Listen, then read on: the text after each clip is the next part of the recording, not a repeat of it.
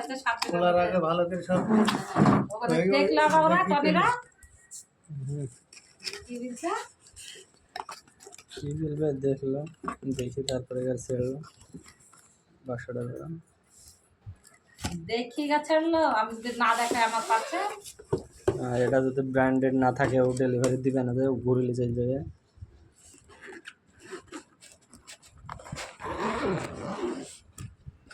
তো ওটা ধরছিস কেন ওটা চেনটা দিনি মোবাইলটা ক্যামেরাকে রাখতে হবে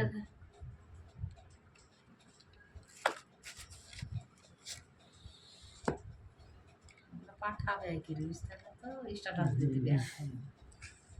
জানো না তাই ছেলে আমি যে পর্যন্ত কোনো কিছু স্ট্যাটাস দেওয়া জানে না দেয়